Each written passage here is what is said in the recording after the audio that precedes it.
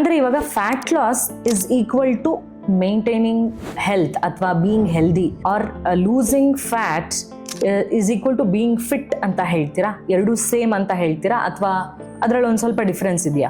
Losing fat is most essential for the body. ಅಂದ್ರೆ ನಾವು ನಮ್ಮ ದೇಹದಲ್ಲಿ ನಮ್ಮ ದೇಹಕ್ಕೆ ಅವಶ್ಯಕತೆ ಇಲ್ಲದಷ್ಟು ಫ್ಯಾಟ್ ಅನ್ನ ಸ್ಟೋರ್ ಮಾಡ್ಕೊಂತ ಹೋದ್ರೆ ಅಥವಾ ಆಗ್ತಾ ಹೋದ್ರೆ ಅದರಿಂದ ಬೇರೆ ಬೇರೆ ತರದ ತೊಂದರೆಗಳು ಇಂಟರ್ನಲಿ ಆಗುತ್ತೆ. ಅವಶ್ಯಕತೆ ಇಲ್ಲದಷ್ಟು ಕೋಟಿಂಗ್ ಇದ್ದ ಫುಡ್ ಅನ್ನ ತಿಂದ್ರೆ ನಿಮ್ಗೆ ಹೇಗೆ ಹೊಟ್ಟೆನಲ್ಲಿ ಡಿಸ್ಕಂಫರ್ಟ್ ಆಗುತ್ತೆ, ಏನು ಅಸಿಡಿಟಿ ಇರಬಹುದು ಅಥವಾ ಬ್ಲೋಟಿಂಗ್ ಇರ್ಬೋದು, ಈ ತರದ ಸಮಸ್ಯೆಗಳು ಕಾಣಿಸ್ಕೊಳ್ಳುತ್ತೆ. ಈಗ ಹೊರಗಡೆ ಎಲ್ಲ ಊಟ ಮಾಡ್ತೀರಾ, ಅದೇ ತರ ಮನೆಯಲ್ಲಿ ಊಟ ಮಾಡಿದಾಗ ನಿಮ್ಗೆ ಆ ಥರ ಕಾಣಿಸದೇ ಇರ್ಬೋದು, ನೀವು ತುಂಬ ನಾರ್ಮಲ್ ಫುಡ್ ಅನ್ನ ಮಾಡ್ಕೊಂಡಾಗ. ಸೊ ಅದೇ ಥರ ನಮ್ಮ ದೇಹಕ್ಕೆ ಅವಶ್ಯಕತೆ ಇಲ್ದಿರೋಷ್ಟು ಫ್ಯಾಟ್ಗಳು ಸ್ಟೋರ್ ಆಗ್ತಾ ಹೋದ ಹಾಗೆ ಆ ಫ್ಯಾಟ್ ಏನಿದೆ ಅದೇ ಪ್ರಾಬ್ಲಮ್ ಅನ್ನ ಕ್ರಿಯೇಟ್ ಮಾಡೋದಕ್ಕೆ ಶುರು ಮಾಡುತ್ತೆ.